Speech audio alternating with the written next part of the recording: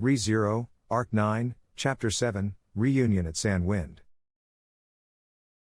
It had been nearly 3 months since Subaru had last stopped in Meili, the nearest town to the Augria sand dunes. Originally, they were supposed to stop by on their way back from the Pleiades watchtower, but due to the incident at the tower, Subaru was transported all the way to Wallachia, and their itinerary was blown away with it. That said, this would have been the second time in 3 months that he had visited this dilapidated roadside town. Welcome to Sandwind. When Subaru and the others went through the entrance, they were greeted by the owner, who looked displeased as he polished glasses. As Subaru recalled being greeted the same way last time, he brushed off as much sand as he could at the entrance. Even so, he could not get it all off, so he decided to accept the shopkeeper's bad mood as unavoidable and sat down at the counter. "Shopkeeper, what would you like to order?" "Milk, cold. Milk, warm, I suppose. Milk, I would also like it warm." At the bar, the owner's face became increasingly grim as one customer after another ordered milk. Even so, he did not complain or swear but simply started heating the milk, showing that he was a customer service professional, no matter how much he hated it. While the shopkeeper worked, Subaru removed the cloth from around his mouth with a poo-ha sound. "Subaru, phew, even though we avoided the sand time because of what happened last time, the sand-laden wind is still blowing around. I underestimated it a bit." While he said this, Subaru used his fingers to dislodge the sand from his mouth. Next to Subaru, the girl who had also lowered her sandproof cloth nodded and said, "That's right. Even though you told me in advance, Subaru, my hair is already completely caked in sand. I'll have to brush it properly later." "I'll do your hair too, Beatrice-chan." "Beatrice, you have been told many times before, in fact. Betty's appearance can be reset with a snap, I suppose. Forget about Betty and concentrate on yourself, in fact. "Well, I know that, but you have such luxurious hair, Beatrice-chan, that it's worth taking care of, so I just wanted to do it." "Subaru, I totally get it.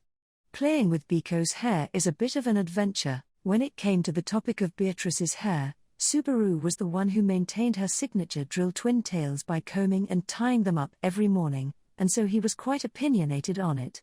As Beatrice said, it did not really need any maintenance, but it was more of a feel-good thing. In reality, Beatrice, with her hair being treated as an attraction, puffed out her cheeks. Betty's fashionable hair and adorable cheeks aren't playthings, I suppose." "Subaru, we didn't say anything about cheeks, but they are a land of squishiness too, Biko."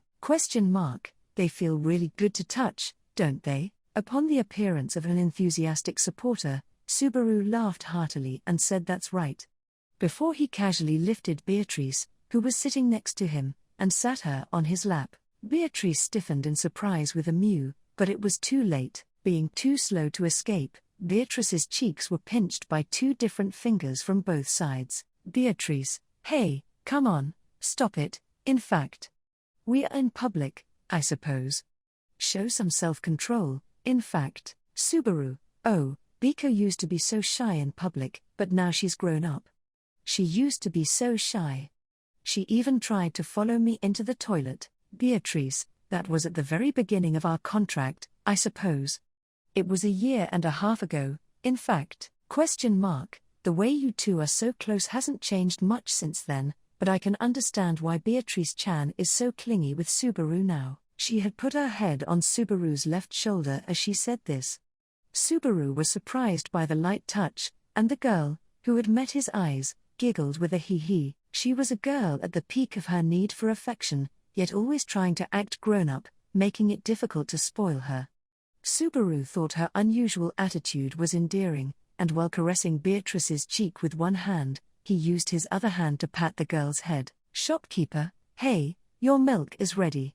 "What's with this scene?" "Subaru, oh, it's here." "All right, Biko, get back to your seat." Beatrice, telling me to get back or whatever, when Subaru was the one who dragged Betty in the first place, I suppose. It's so maddening, in fact. With a cup of steaming milk in the shopkeeper's hand, Subaru smiled wryly at the man's dumbfounded expression, and returned Beatrice to her seat as she accepted the cup of warm milk. And when Subaru was finally served the glass of cold milk, he had ordered, "Shopkeeper, oh, now I remember. You're that guy who went into the sand sea with that pretty girl before, right?" Subaru, "Oh, you remembered? That's right, I was the guy who got the milk that time." "Shopkeeper, I heard that someone reached the Sage's Tower. It seems that many people from the royal capital will soon be heading there." Subaru, "Shopkeeper, did you manage to reach it?" The shopkeeper's quiet voice was tinged with a hint of expectation and excitement. Subaru, having just taken a sip from his glass of milk, glanced down at the shopkeeper's leg. He had one prosthetic leg, and he was probably one of the people who had tried to conquer the Sand Sea in the past. At that time, the shopkeeper gave Subaru and the others, who were heading for the tower, some friendly advice. In response to the experienced person's question, Subaru grinned and gave a thumbs up. And then, Subaru, "Yep, I went to the tower and met the sage. The noisy, overly familiar, and cute sage. I've got a bit of personal business to take care of, so I'm going to make a second attack." And that was his reply: a journey to the Augria sand dunes, or rather, a return to the Pleiades watchtower. It was a journey that began at the request of Al, who had lost his beloved master, Priscilla Bariel, in the Wallachian Empire. Al's goal was to view the Book of the Dead at the Pleiades watchtower, to read the book of the deceased Priscilla and connect with her thoughts. Subaru could not bring himself to refuse Al's heartfelt plea to do so. Subaru, Priscilla would be totally pissed, though, when he closed his eyes, he could only remember Priscilla's smiling face, that and her prideful demeanor. Subaru understood that doing so was contrary to Priscilla's beliefs, to the extent that her angry and contemptuous gaze naturally came to mind. However, he could not help but think about it from the opposite perspective. If Subaru did not have return by death, or if return by death was not even possible, and he had found himself in the same situation of losing someone important, much like what happened to Priscilla, in such a situation, would Subaru be able to refrain from wanting to know the final thoughts of that someone? In the face of that question, he felt that reason and idealism would be meaningless. Of course, Subaru had no intention of reading Priscilla's Book of the Dead. He did not feel that he was qualified to do so, nor did he think it was something he could bear to read. Therefore, he could not assert with certainty whether Al had it in him or not to read it. That said, if anyone was qualified to do so, it would have been either Abel, Yorna, or Al. That was why, Subaru, I want to respect Al's feelings of wanting to read the Book of the Dead. I'm going to accompany him to the Pleiades watchtower. That's all I can do, for Al, and for Priscilla. It was easy to imagine that Priscilla would not want her Book of the Dead to be read, but at the same time, if Priscilla knew how badly her death would have shattered Al's heart, leaving him in such despair that he could not stand up, she might not have objected to him reading her Book of the Dead if she understood it was the means to overcome it. Subaru, who witnessed Priscilla's final moments and saw her vanish into the morning light, felt that there was significance in the exchange between Al and Priscilla. That being said, just so you know, Ram isn't coming along. Rem needs to rest properly after having finally returned.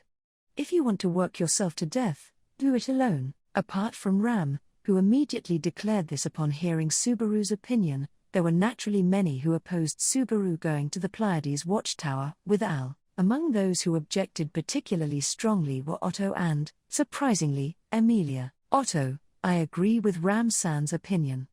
It is not just Rem-san, you must have also been drained by your time in the Empire, Natsuki-san. I can only imagine the physical strain and constant tension. Why not take it easy for a while? Emilia, you know, I really understand Subaru's concern for Al. I also know that Al is hurting. But even though the tower isn't to blame, Subaru was sent all the way to Wallachia last time, right?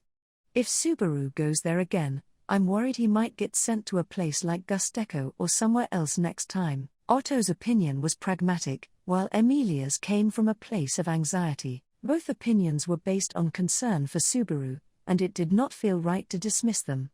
However, the fact that it was crucial to reach out to Al at this very moment was the decisive factor, and so Subaru resolved to head to the tower. In reality, all he could have done was bow his head in deep apology for that matter. Otto, Garfield, Could I ask you for a favor, Garfield? Oh, sure thing, Otterbro. Just like you said, I'll stick close and keep my eyes on the captain. Emilia, Beatrice, hold Subaru's hand tight. Make sure you never let go. Beatrice, Betty doesn't need to be told, in fact.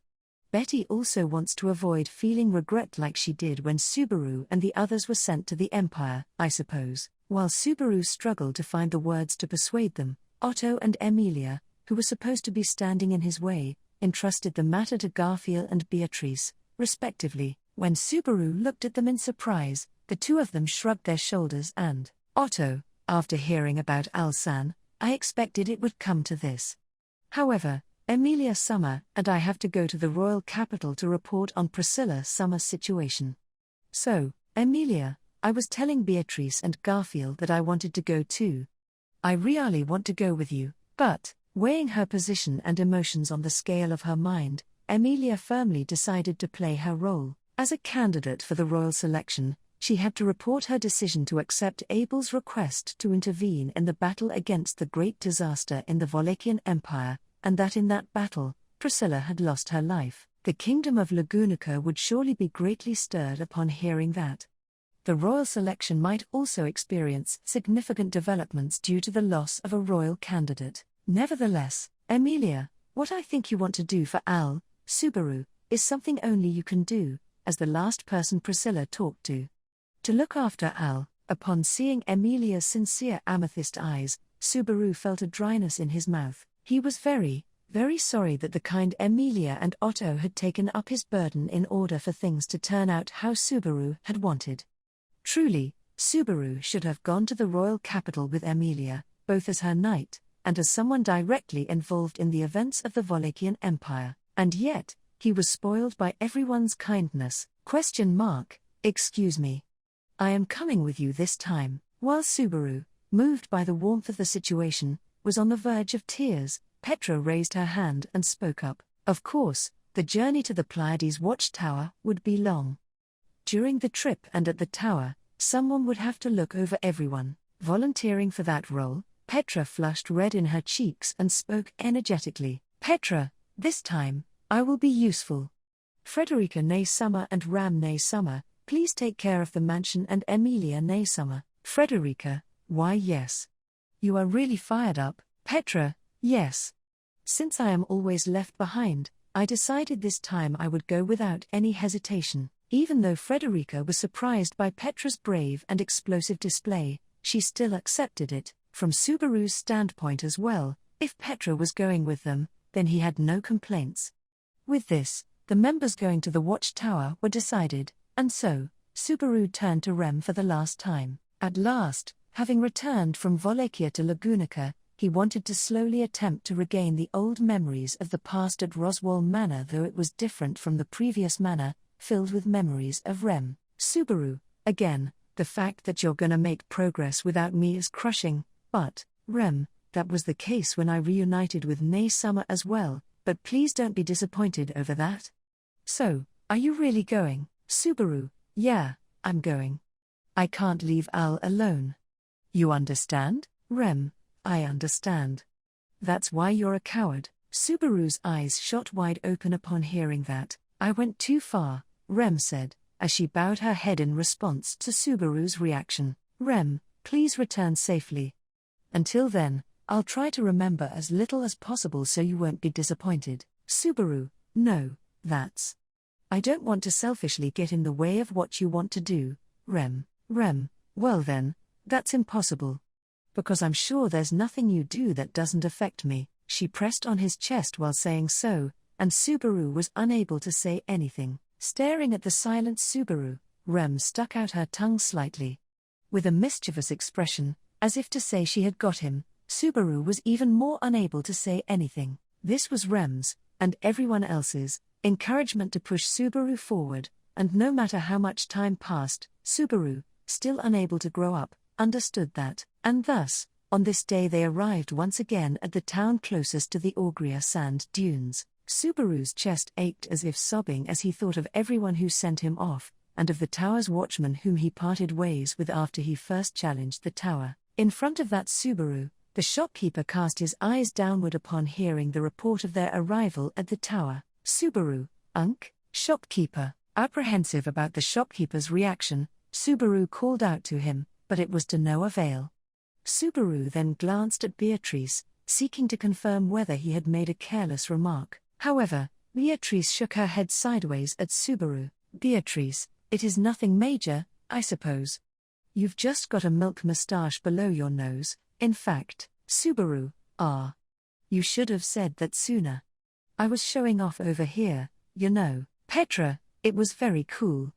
Also, pretty cute as well. Subaru, Emilia Tan is the only one I think fits that image. Cute and cool, that was a fitting description for Emilia when she was in elegant spirits.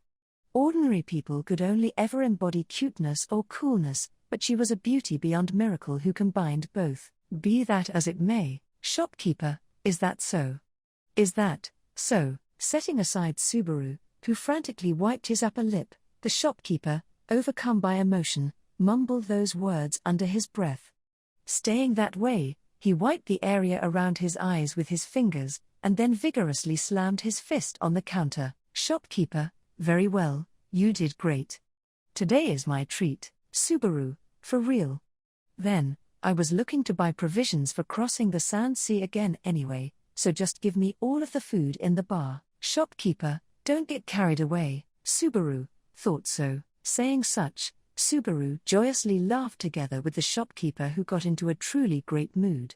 However, the smiling shopkeeper, upon examining the girls Subaru brought together with him, gave a puzzled look, seeing that the one who must have left an even stronger impression than Subaru himself, Emilia, was not there. The shopkeeper must have had his doubts. That was understandable, but, Subaru, unfortunately, that girl isn't together with us today. She did return safely, though. Shopkeeper, is that so? If she's safe then all's fine, but this seems like an even more unreliable party than last time. Beatrice, Betty will have you know that she was a party member last time as well, I suppose. Due to being busy with caring for the ill, there was no way to show up. In fact, Petra, I am an actual first-timer, but I'm not going to fall behind Emilia Nisama. Subaru, ooh, that's some self-confidence.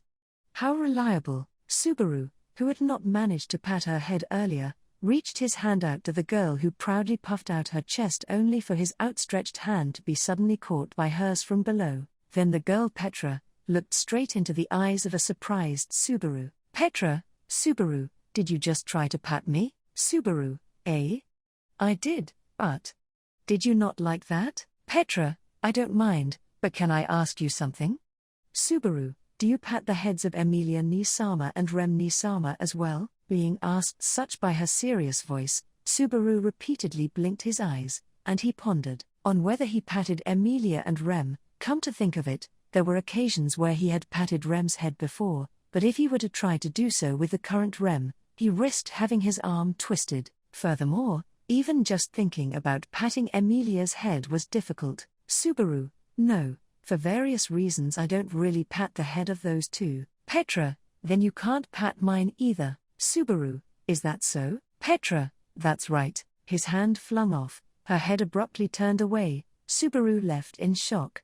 To think that Petra of all people would go through such a rebellious phase was, to Subaru, completely out of the blue. Then, seeing Subaru in that disheartened state, Beatrice said, "Good grief, I suppose," and while shrugging her shoulders, "Beatrice, in that case, you may pat Betty's head. In fact, just for now, you may pat as much as you please, I suppose." Subaru, please let me pat Biko's head as much as I want forever. Beatrice, that will depend on Subaru's manners hereafter. In fact, make sure to pat more carefully from now on, so that Betty won't mind letting him, I suppose. Subaru, that's quite the high bar. But I'll overcome it. To Beatrice's grandstanding attitude, Subaru focused his attention on his fingertips, then moved his hand towards her. At Subaru's soft touch, Beatrice let out a gasp with a woe. Beatrice, and now this is quite. It's not bad. Rather, it's good? It's good, I suppose. To think you hid so much potential. In fact, Subaru, how naive, Biko. Time apart fosters love, you know. Petra, I truly feel the same way. Time apart really does that, doesn't it, Subaru, Petra-san? Isn't there some, pressure going on here? While Subaru patted Beatrice's head with his godlike touch, Petra's sharp gaze pierced through him as she moved her chair half a step closer. However, Petra feigned ignorance with "Is there?" towards Subaru's question. Seeing Petra's attitude, Subaru flinched nervously. Shopkeeper, well, I get that this is quite the pleasant group you've got there. But is this really fine? Just because you succeeded the first time, doesn't mean you get to treat the second like it's a walk in the park. Subaru, yeah, I know. The biggest threat, the scantily clad sniper, isn't there anymore, but even then the sand wind and witch beasts are still well and strong. Come to think of it, that advice that Unc gave us last time, about the birds who fly towards the tower. It was really helpful, shopkeeper, that's great. You understand the obstacles then. So, what are you gonna do, Subaru? I'll be meeting with the countermeasure. If a challenger is to conquest the Augria sand dunes, 3 obstacles stand in their way. One is the sand wind, which grows terrifically stronger during the sand time. Another is the sand sea, which is inhabited by ferocious witch beasts, and the last was Shaola, though sadly that worry had ceased to be. Thus, as for the witch beasts, which were the most likely to become the main obstacle in the challenge against the sand time that they had no choice but to take on. Geez, this place is jam-packed with sand, as Alwa Isu, hearing a dissatisfied voice accompanied by the sound of sand getting brushed off coming from the entrance, Subaru and the rest of the group turned towards the one they had been waiting for, so as to have her in their field of view. The one standing there was a young girl in a black dress with her hair braided in 3 strands. Upon noticing the gazes of Subaru and the others sitting together at the counter, she widened her eyes for a moment, before giving a mischievous smile. Heyo, Onyai-san, you managed to get here safely. Petra-chan and Beatrice-chan too, nice to see the both of you ll. Saying such, the girl Meili Portrait waved her hand, as a small scorpion suddenly jumped out of her hair, wiggling its tail in sync with the movement of her hand. In that manner, Meili and the small crimson scorpion welcomed their long-awaited reunion with Subaru and the others, as well as their return to the kingdom of Lagunica. Seeing Meili's entrance, Subaru smiled to the shopkeeper on the other side of the counter behind him and said, Subaru, that girl right there, is our greatest ally in conquering the Augria sand dunes. Shopkeeper, a young man with a few screws loose and 3 little girls. Perhaps the sage's tower wasn't as far away as I thought after all? Scratching his cheeks with one hand, and patting Beatrice's head with the other, Subaru pondered on the dumbfounded shopkeeper's remarks as being only natural towards a group like his.